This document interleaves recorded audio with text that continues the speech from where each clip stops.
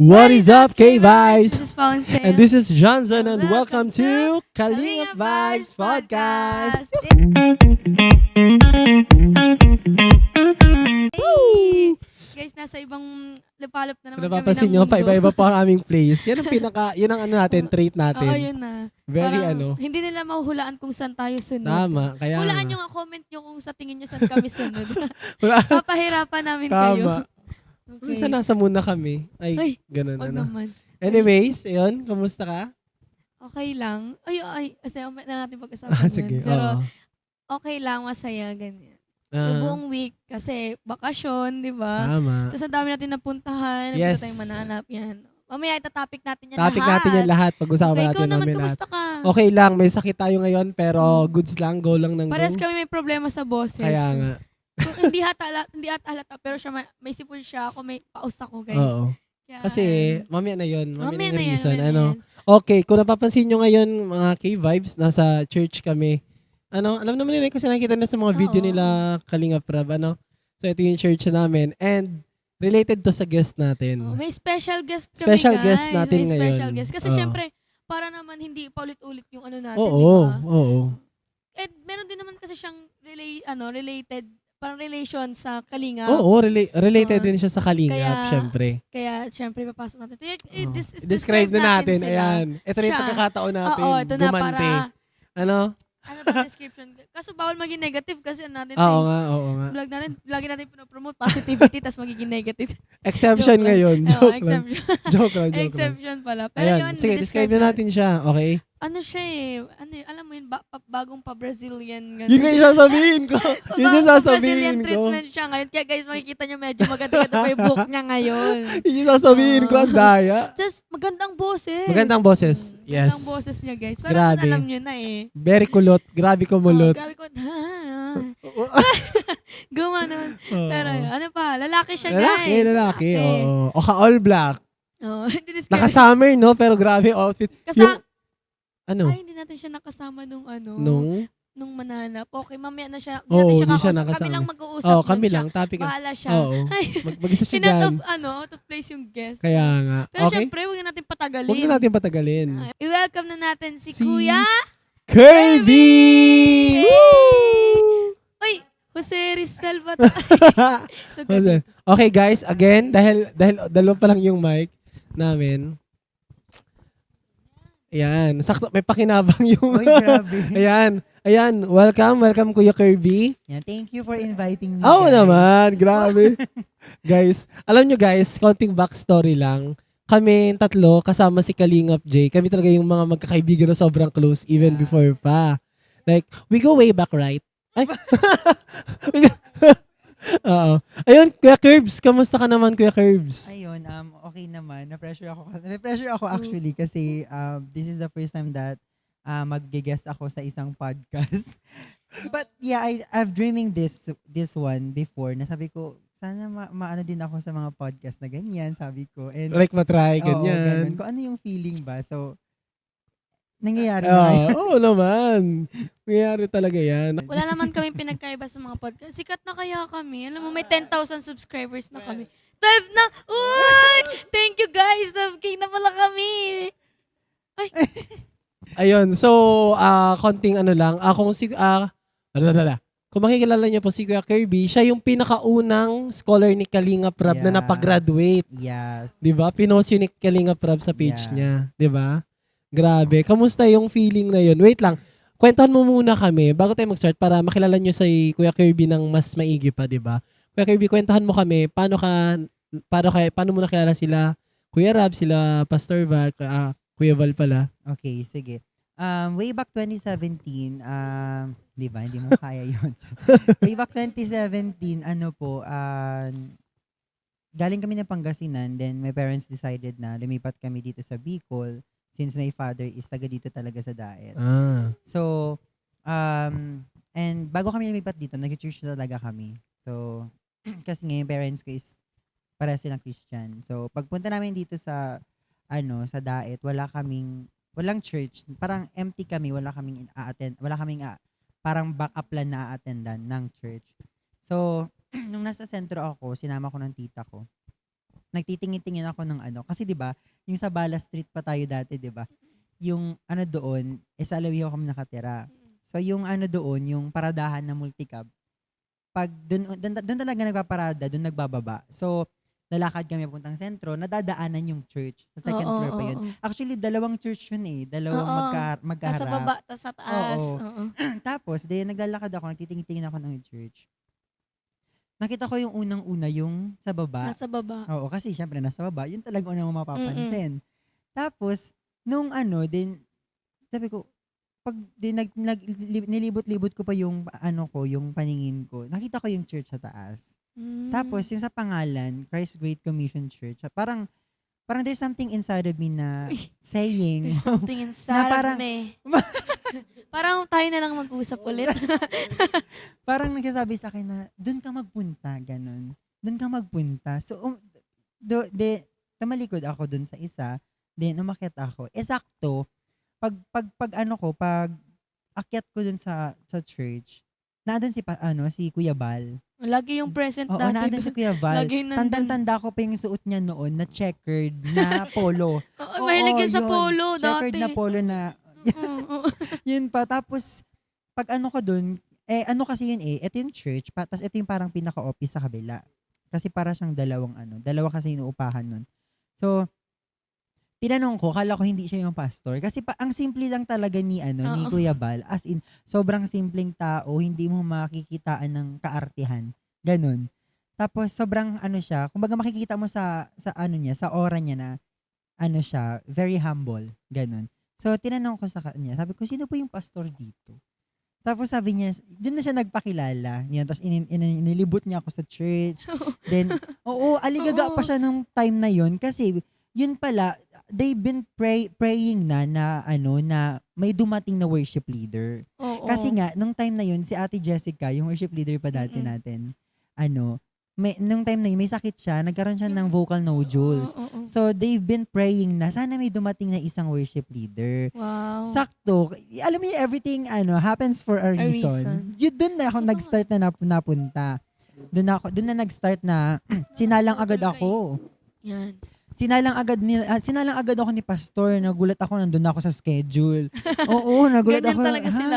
So, ayun na, doon ko na nakilala si Kuya Val, tas si Pau. So, maliit pa siya noon na Ganyan yung maliit. nakadress. Nakadress pa siya Oo. noon na naka-heels Parang every na. Sunday yun yung dress ko eh. Oo. Tapos yung ipit niya na ganun. Yung normal na nakikita mo ipit niya ganun, tapos merong parang dito. Ganun ang ipit niya noon. So maliit pa siya noon. Then, ayun na, nag-start na yun na nag-a-attend na kami. Tapos, hanggang sa, yung parents ko, nag-migrate sila.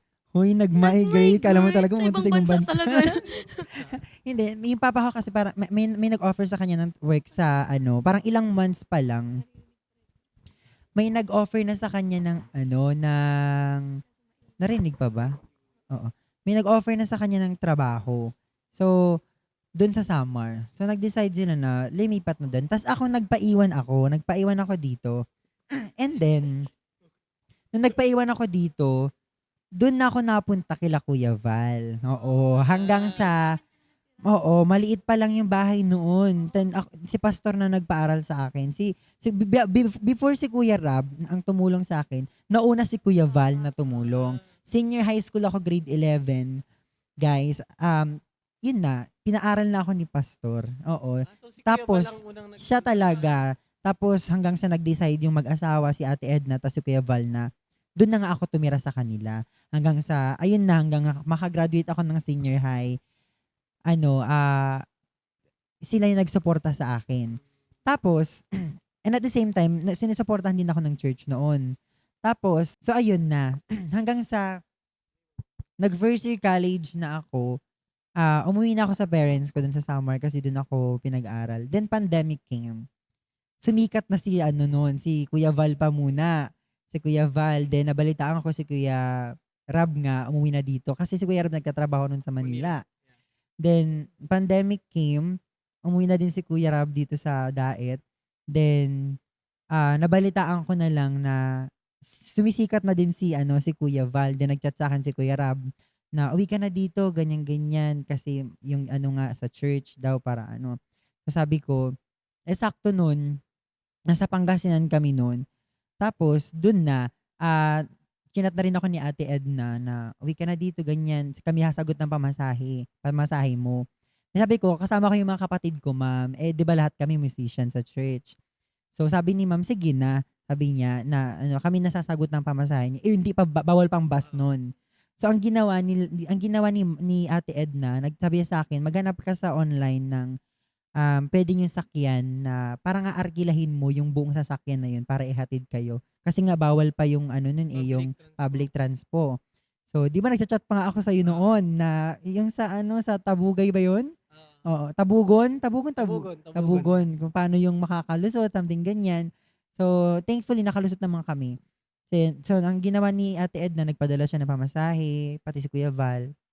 Hanggang sa nakauwi na kami dito sa Daet. And then, second year college ako noon. Doon na nag-start na magsuporta ulit si Kuya Rab sa akin. Hanggang sa, ayun, dire-diretso yun. Tapos hanggang sa nakagraduate ako ng Bachelor of Science in Pharmacy. Ayun. Yeah, sinagot niya lahat, pati yung sa thesis ko. Kasi almost 70K yung nagastos namin sa thesis kasi nga, di ba, experimental kami. So, 70K yung nagastos.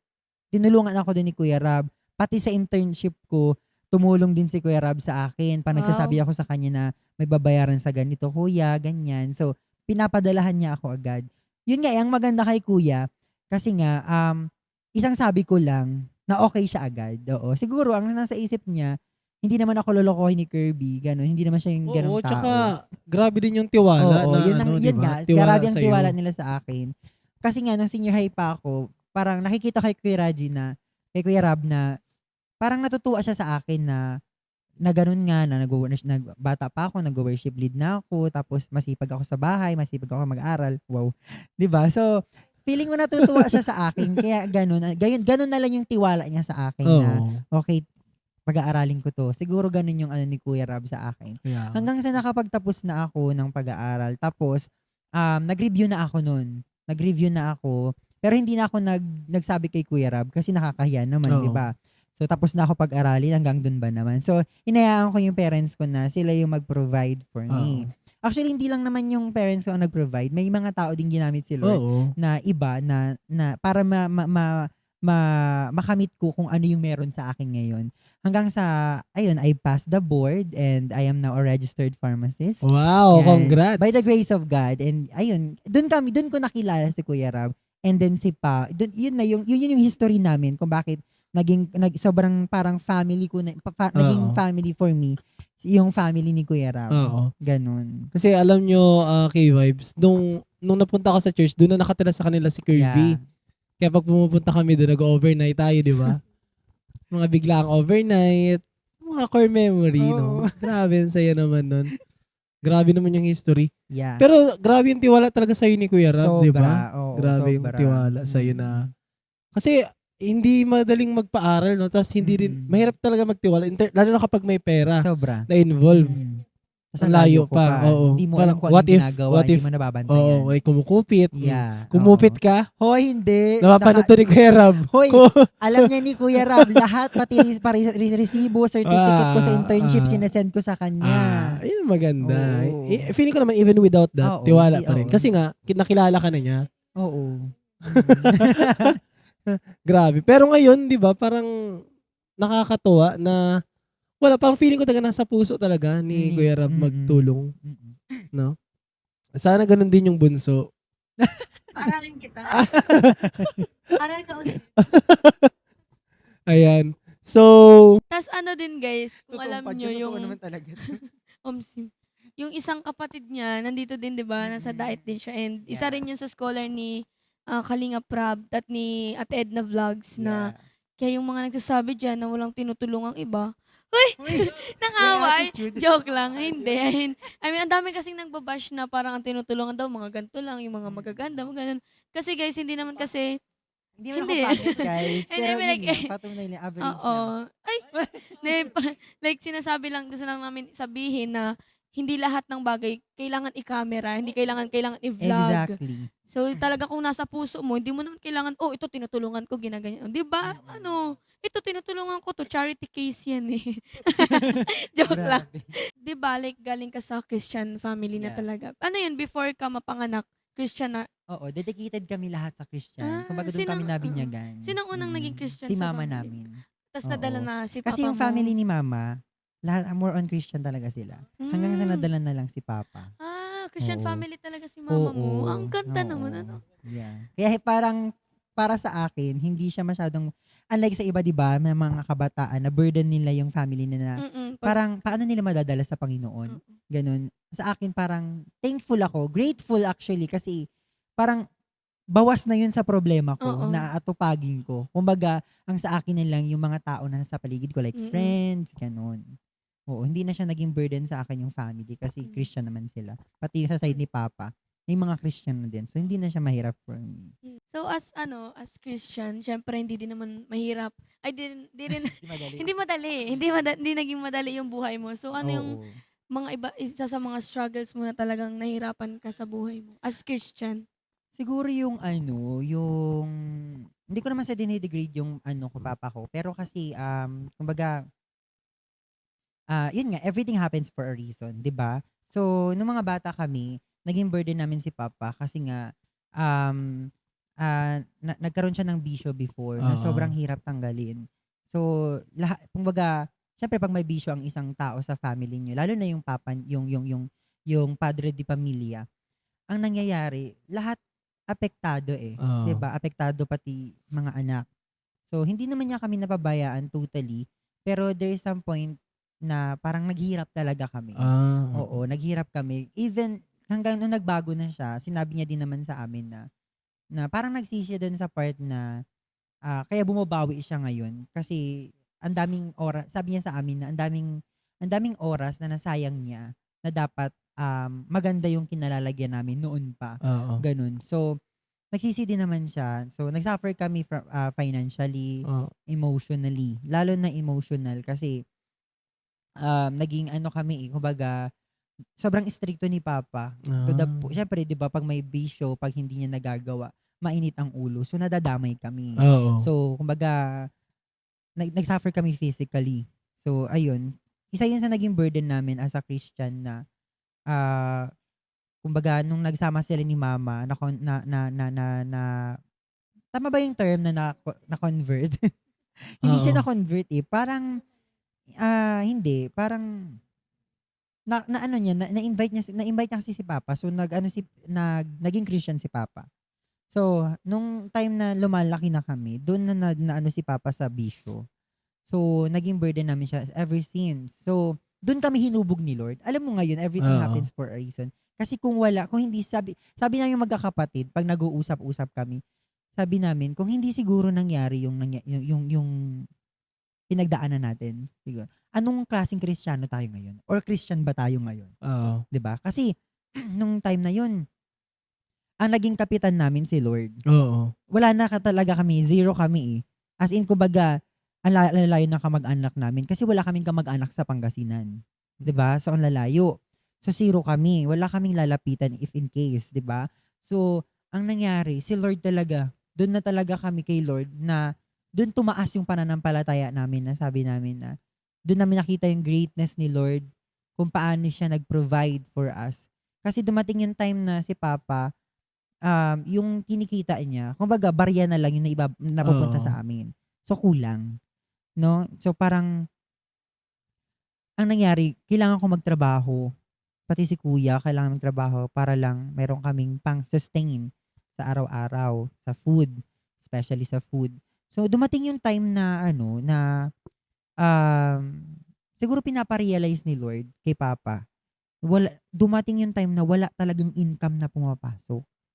As in, wala. Nangungutang kami kung saan-saan. Dumating yung time na umiyak talaga ako. Naiyak ako. Okay lang ba?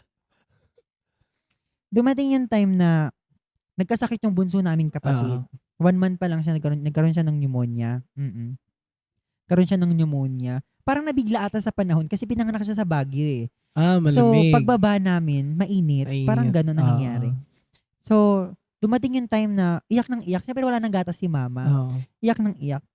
Lumapit ako dun sa mga tindahan, dun sa paligid namin. Wala talaga nagpautang sa amin. As in, dun ako na, sabi ko, Lord, dun ko na question yung greatness ni Oo. Lord. As in. Kasi pag yung mga ganong pagkakataon, maki-question mo talaga si Lord eh. Oo. Dun ko na question si Lord na, hindi niyo to alam, no? Hindi. Parang ngayon Actually, ko lang first time to ko, makikwento sa inyo. first time ko marinig yan. Naiyak ako. So, maki-question mo talaga yung greatness din ni Lord eh. So, sabi ko kay Lord na, Lord, bakit ganito yung nararanasan namin? Sabi ko, naglilingkod naman kami sa iyo. Bakit parang naghihirap kami? Oo. Di ba sabi mo, walang maghihirap kapag sumunod sa iyo. Bakit kami nagsasuffer kami ng gato? Dumating yung time na wala kaming lutuan eh. Nagkakahoy lang kami. Oo. Tapos nakikitara lang kami dun sa may bahay na hindi pa ayos. Mm. Ang ginagawa namin everyday, kami ni Drex tsaka ni Demi, naglalakad-lakad kami para makakuha ng kahoy. Kasi parang nakatira kami dun sa parang, hindi naman siya civilized na ano. Civilized na siya pero may mga palayan pa din. Oo. So naglalakad-lakad kami para lang, tanggalin ko na nga ito, nahihirapan ako. Sorry. Dumating yung time na naglalakad-lakad kami nila Drex para makahanap kami ng mga panggatong. Panggatong. Yun talaga yun. Tapos, hanggang sa kung kanino-kanino nga kami nangungutang. So, Oo. dumating yung time na once na lang kami kumain sa isang araw. Tapos ang pagkain Grabe. namin, 2 noodles na nautang pa namin. Ang ginagawa namin nila Drex, siyempre naglalakad-lakad kami, may mga nadadaanan kami. Nagnanakaw kami ng mga tanim na ang tawag doon, malunggay at saka Okay. yung talbos ng kamote. Talbos. Oo. 'Di ba? Oo. So, para lang makasurvive kami, dumating talaga yun sa amin. Para lang makasurvive kami, yun lang pagkain namin sa isang araw. 2 noodles na nilagyan ng malunggay at saka, kontento na kami dun. Talbos ng kamote. Dinadamihan na lang ni mama yung sabaw para Sabaw. magkasya sa amin. Para Kasi 6 kami magkakapatid. Marami din. 'Di ba? Oo. So, paano magkakasya yun? So, si mama, ganun ang ginagawa niya. Tapos may maliit pa kami, 'di ba? Tapos dumating yung time na, syempre, gagagaling na ni Drevor, yung bunso naming kapatid sa sakit. And then, may time na tinatakbo namin siya sa hospital kasi wala kami nebulizer. So, nahihirapan siya huminga. Okay. So, nilalakad namin yung provincial, yung community hospital para lang mapausukan siya kahit ang layo. Madaling araw. Grabe. Doon kami sinubok ng Lord na, siguro sabi ni Lord sa amin na, kung ibibigay ko to, mananatili pa rin ba kayo sa akin? Sige nga, susubukin ko nga kayo kung hanggang saan yung sinasabi niyo sa akin, sinasabi niyo sa akin na kahit anong mangyari, maglilingkod kayo sa akin. Oo. Doon sinubok ng Lord talaga yung pananampalataya namin. To the point na na-question namin. Alam mo yung time na December pa yun, naalala ko, December na para lang may pangkape kami kinabukasan, kahit kape lang, nangangaroling kami nila Drex. Oo. 'Di ba? Sakto nun, syempre si Demi marunong kumanta, si Drex din kahit paano marunong kumanta. Doon kami natuto mag-harmonize, chuchu, ganun. As in, Na-enhance. pinapaganda namin kasi ang goal namin is malaki yung ibigay sa amin. Kasi nga, para may pang-almusal bukas, may pambili ng gatas si Drevor, ganun. So, yun yung buhay namin. Kaya pag naalala namin yun nila Drex, parang sobrang grateful kami kay Lord na nangyari yun sa buhay namin. Kasi, kung hindi yun nangyari sa amin, anong klaseng Kristiyano kami ngayon? Kasi doon na pinalalim ni Lord, doon na kami minold ni Lord, na sabi namin sa sarili namin hanggang ngayon, bahala nang mawala ang lahat. Basta wag lang mawala si Lord. Doon namin nakita na, kahit, parang, sa likod ng pagsubok, alam mo yun, sa likod ng pagsubok, binomold ka na pala unti-unti ni Lord. Ganun. Hanggang sa, ganito na kami ngayon na Kristiyano, na hindi na kami basta-basta na konting problema, bumabagsak. Di ba may mga ganun? Na konting pagsubok, ayaw na. No? So ngayon, ang mindset na namin, pag may pagsubok, ipagpasalamat kay Lord. Kasi may itinuturo siya sa'yo. So yun yung ano namin, yun yung mga one of, isa sa mga bagay na pinagdaanan namin as a Christian. Yung journey namin as a Christian. Yun yung mga bagay na yun. Marami pa, pero syempre may oras natin. Oo. So, Pero kung gusto niyo part grabe, 2, Ay, wow. Gusto mag-guest ulit. Hindi, pero grabe din talaga yung pinagdaanan. Ano? Yeah. Doon mo talaga masasabi na hindi, yung pagiging Christian, hindi siya basta-basta eh. sobra. Hindi ganun kadali. Kasi yung nga inisip ng iba na, but once na follower ka ni Christ, that madali na lang. Kasi si Christ yun yung Lord eh. Diba? Pero kabaliktaran kasi eh. Kabaliktaran, sobra. Diba? Laging Oo. kabaliktaran. Like, hindi kanya, kumbaga si Lord, hindi kanya isa-spoiled. Hindi. Like, gusto niyang lumaki ka na talagang gusto niyang maging matibay ka. Sobra. Parang ganun, ano? Oo, sobra. Pero gulat ako sa mga kwento mo. Ngayon ko lang nalaman yan. Matagal na kami magkakaibigan, Hindi ko kasi guys. kwento at Parang ilang taon na tayo magkakaibigan. Sobra. Tapos, ganyan ko, ngayon ko lang nalaman. Grabe. Tsaka hindi rin talaga maganda yung may bisyo, guys. Ano? It Sobra. affects everyone sobra, talaga. Sobra.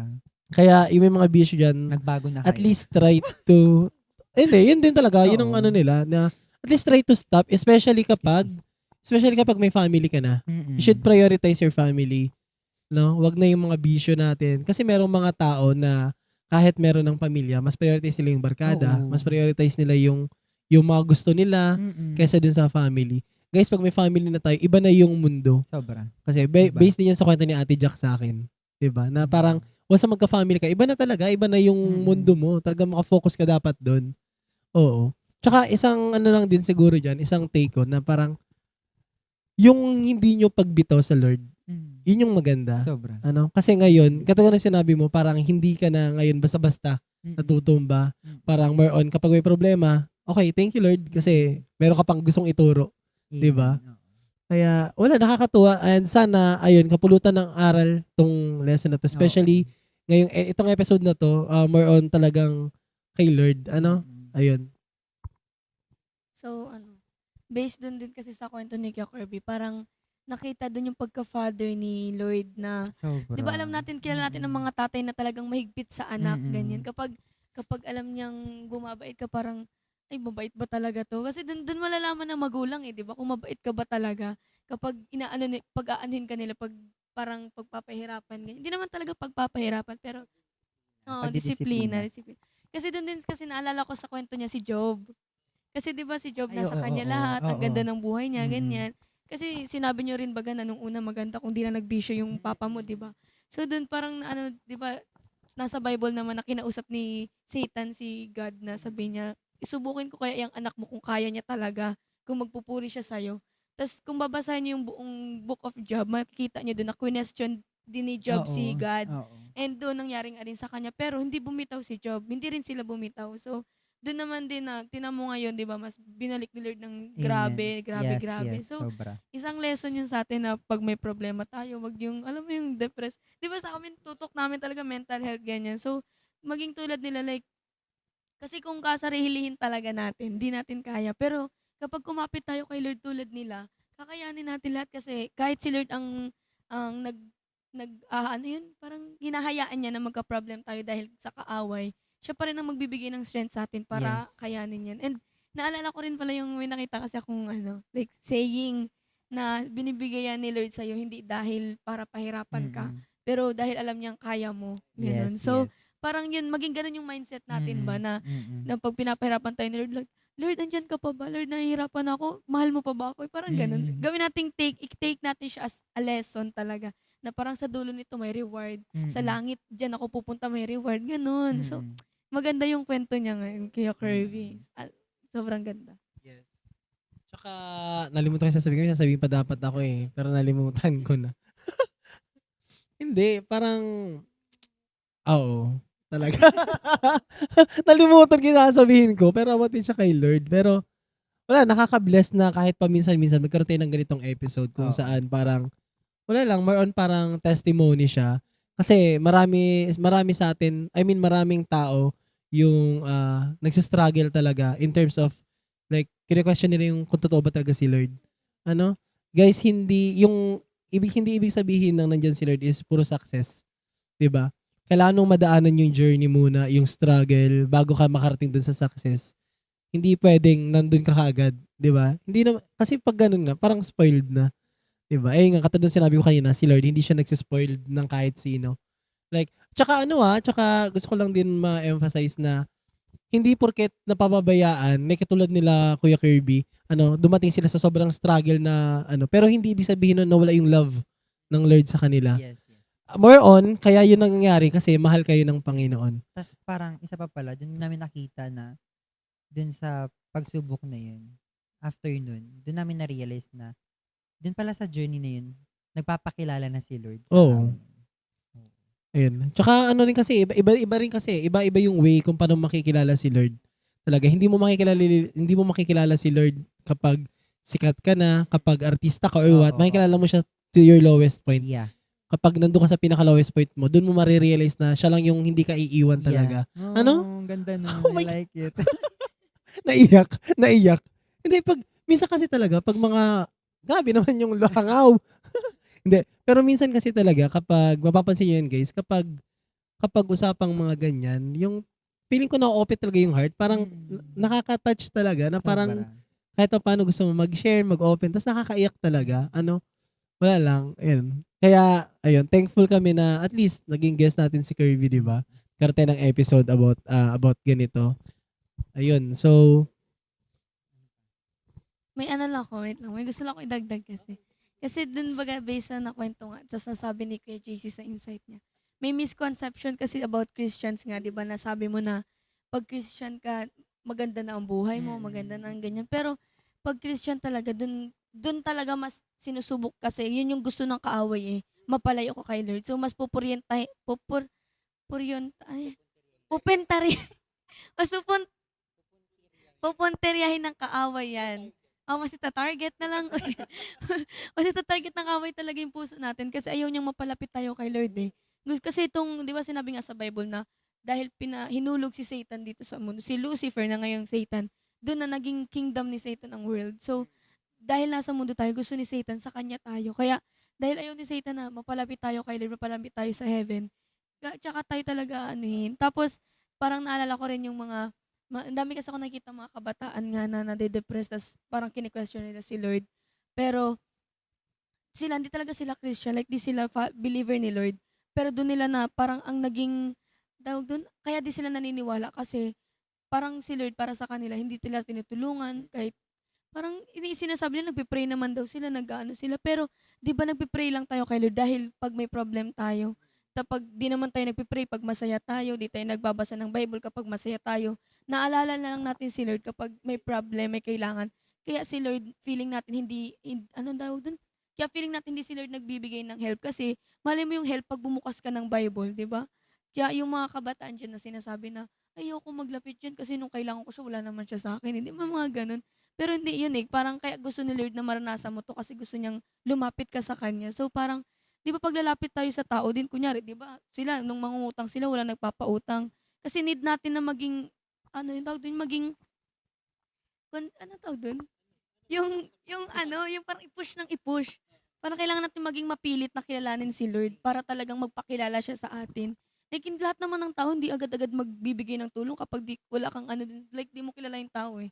Di ba si Lord sabi niya sa Bible na parang kahit kilala na tayo ni Lord, gusto niyang tayo mismo yung magpakilala sa Kanya. Ganun. Kaya, yun yung guys, sa mga sa mga hindi pa, like, parang masyadong familiar about Christianity kay Lord.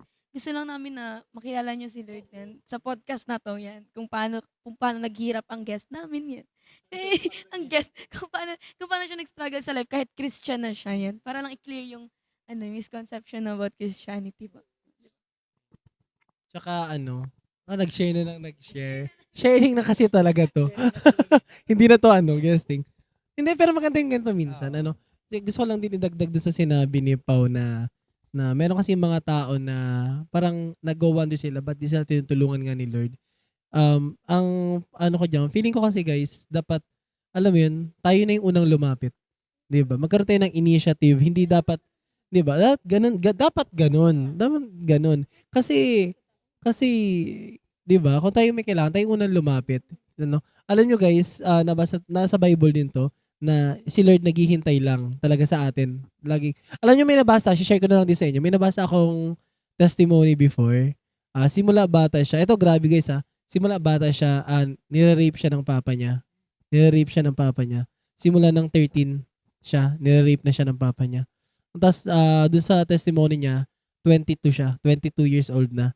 Tapos, nakilala niya si Lord nung magsusuicide na siya.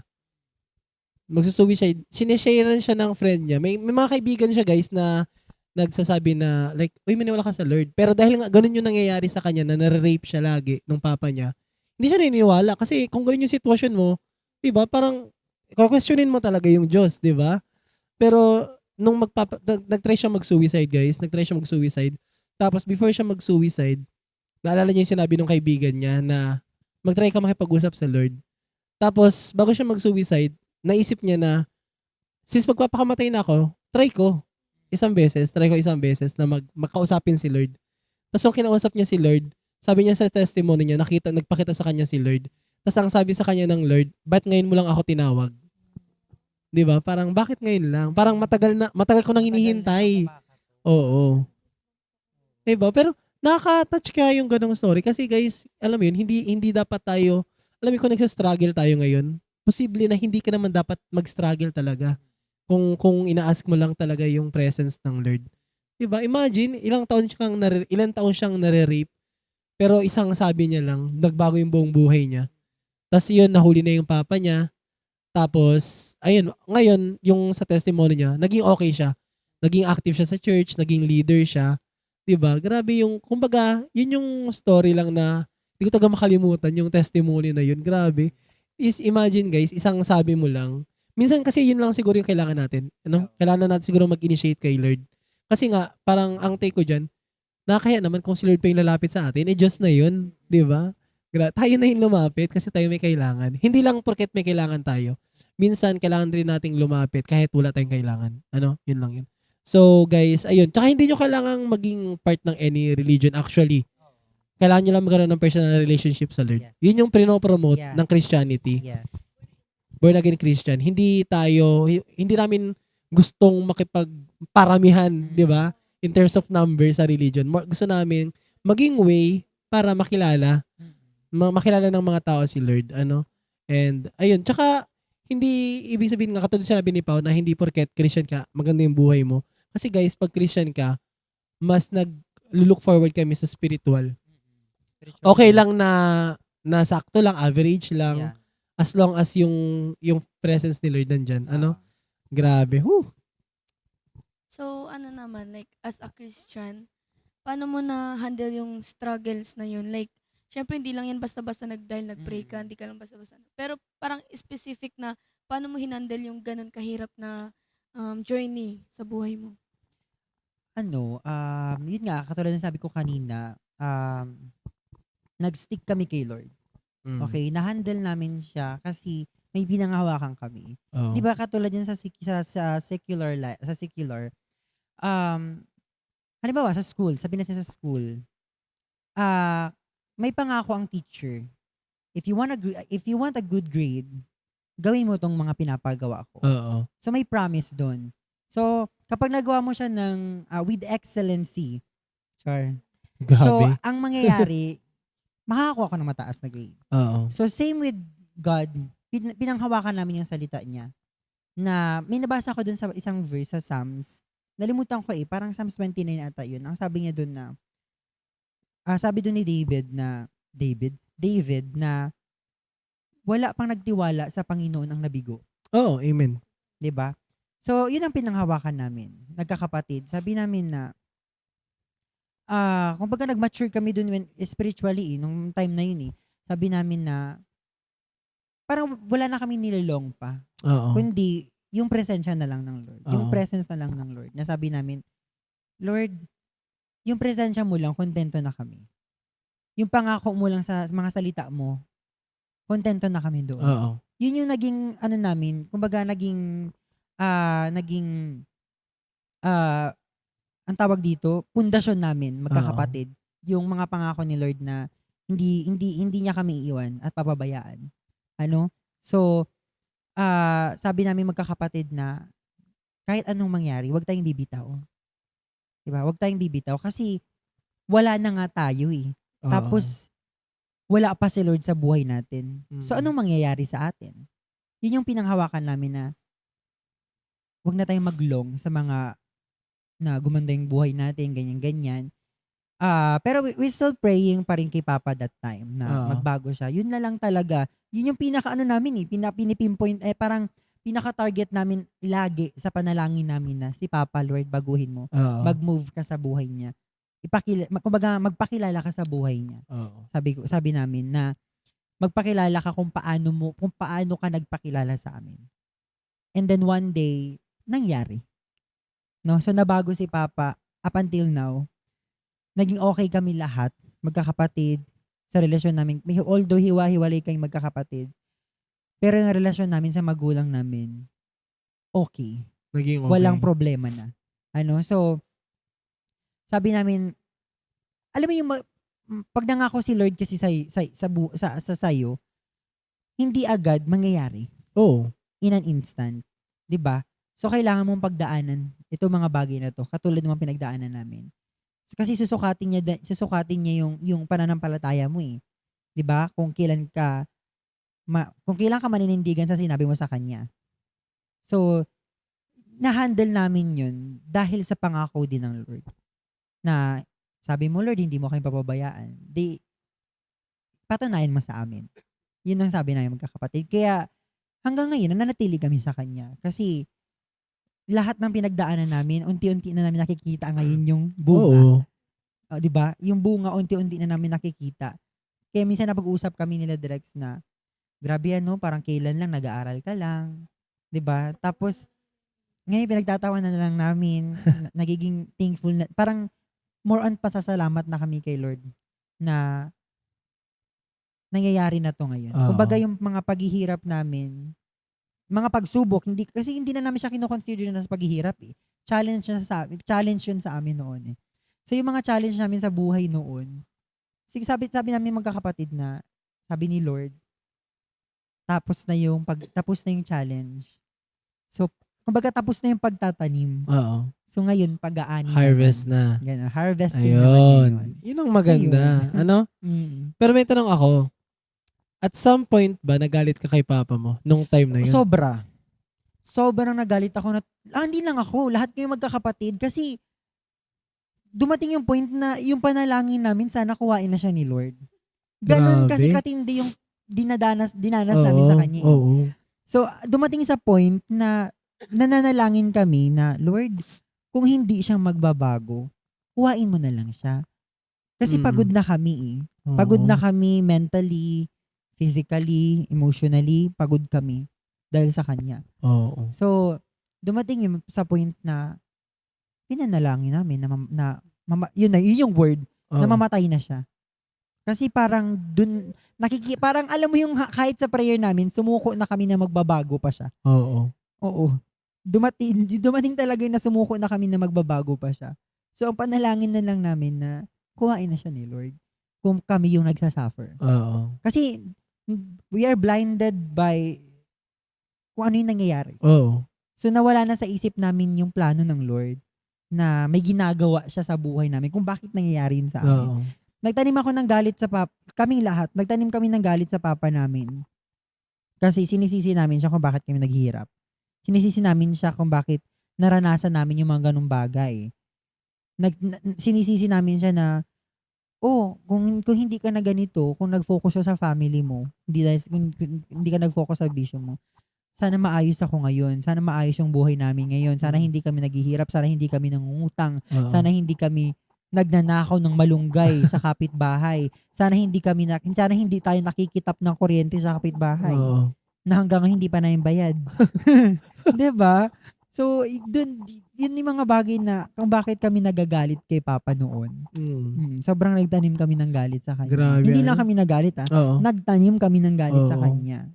Grabe guys. So, yun sa mga magulang natin dyan. Grabe po yung epekto ng mga like yung dapat role model sila, di ba? Sobra. Yung mga dapat. magulang natin. Kaya yung mga magulang dyan na nanonood po, I hope na maging role model tayo. Kasi katulad nung sinabi ni Kuya Kirby, dito nyo masasabi na talagang yung may epekto yung nakikita ng mga anak nyo sa inyo. Sobra. May epekto sa kanila. Ito na nga, mas malala na, gusto nang mamatay. Di ba? Imagine that. Gusto ko mamatay ng anak. Pero, ayun nga, sana wala namang ganun dyan sa inyo. Ano? Mm. Grabe yung struggles. Okay. So, ngayon, pag-usapan naman natin yung isa sa mga reason kung bakit din medyo kilala si Kuya Kirby, yung kanta niya. Oo, yun Pag-usapan nga. natin ngayon yung kanta niya. Guys, nasa YouTube channel namin yan. Oo. Di ba, bakit nasa atin yun? Originally kasi itong ano talaga to, itong channel na to, ginawa to ni Kalinga Prab for song covers. Mm-mm. Yung mga ginawang kanta para kila Papa, kila Kuya Rab, dito i-upload supposedly. Pero dahil nga hindi naman masyado natututukan yung music dahil busy rin sila sa charity, yun, parang ano, nung nagsabi ako kay Kuya na, Kuya, magawa kaming podcast, ganyan. Parang si Kuya na rin yung nag-initiate kasi na yung ano na ang gamitin niyo, yung Kalingap vibes, yung ano yun yung mga Kalingap vibes talaga to, di ba? Kalingap vibes talaga to. Wala pa yung podcast. Kalingap vibes. Yun na yung gamitin nyo. Tanongin nyo si Philip kung ano yung password, tas yung ano. And yun, parang ano na rin grateful din kami kay Kalingap Prab dahil doon kasi hindi na namin need na masyadong from start, from scratch. Hindi na namin need yung subscribers, yung watchers, then yung watch hours. Yun na, hindi na natin need yun. Parang yan. Kaya yun, thank you kay Kuya Kalingap Prab. Yun. Yan. So, mapapanood nyo guys yung cover ni Kuya Kirby. Ay, hindi siya cover. Original song. Original song ni Kuya Kirby dito. So, gusto na namin tanongin, ano yung motivation nung kantang yun? Like, paano mo siya nabuo? Kwentuhan mo kami about the song. Actually, yung kanta na yun, na-compose, hindi lang ako nag-compose kasi nun eh. Oo. Kami magkakapatid. Oo. Okay, si Demi at saka si Drexen. Way back pandemic yun eh. Okay. 2021, I think 2021, 2020, mga ganong year. Nabuo namin yung kanta na yun. Oo. Actually, may mga kanta pa na nabuo kami. Oo, pero hindi pa namin siya na kasi nga meron pang akong na dalawang nagawa ngayon. Oo. Paparinig ko na lang sa inyo soon. Ayun. Oo. So, nabuo namin siya way back 2020, 2021, mga ganong year. Yung kanta na yun, ang naggawa ng tono ako. Tapos nagtulungan kami sa lyrics. Tapos, siyempre, drummer naman si Demi to si Drex ng gitarista. So, siya ang gumawa ng mga kung ano-anong emerald doon. Oo. So, kaya nabuo yung kanta na yun. Kasi nga, katulad ng topic natin kanina, because of the greatness ni Lord sa buhay namin. Kumbaga, awit namin yun para kay Lord sa mga bagay, yung mga bagay na ginawa niya sa buhay namin na nangyari sa buhay namin na hindi niya kami pinabayaan. Kumbaga, in return, kaya di ba may lyrics doon na, ang tawag dito, yung may lyrics doon na, yung ako ay aawit sa samba, hindi ba ito makaka-copyright? Hindi. Ako ay aawit sa samba, sasambahin at pupurihin ka. Purihin ka sa iyong ginawa. Sa buhay kong ito'y mananatili ka, 'di ba? Promise namin yung kay Lord na kahit anong mangyari, Lord, kahit anong dumating, mananatili ka sa buhay namin. Wow. Nabuo yung kanta na yun. Tapos yung verse 1 na yun, kasi yung part, nung time na ginagawa ko yun, yung tono, yung tono ng chorus niya, naglalakad ako nun sa kalsada. Bibili ata ako ng, ano bibilihin ko? Basta may bibilihin ako ng gabi. Oo. Naglalakad ako nun, pumasok yung tono na yun sa akin. Tapos, habang naglalakad ako, may mga binalagyan ko siya ng lyrics. Ang nabuo ko pa lang nun, yung chorus na yun. Tapos, nang sabi ko, Drex, may nabuo kong kanta. Sabi, parinig nga, ganyan. Tapos, tinipa niya sa gitara. Hanggang sa, nagawan na namin siya ng verse. Kami ni Demi. Nagawan namin ng verse ni Demi. Tapos, ayun na, nagtuloy-tuloy na siya. Hanggang sa, never kong in-expect na magugustuhan yun ng mga taga-suporta ni Kuya Rab. As in. Kaya sabi ko, grabe si Lord. Kaya, kapag gumawa ka talaga ng kanta, na ginawa mo yun na dahil sa naranasan mo, ginawa mo yun ng dahil, alam mo yung may buhay yung kanta. Iba yung impact sa mga nakikinig.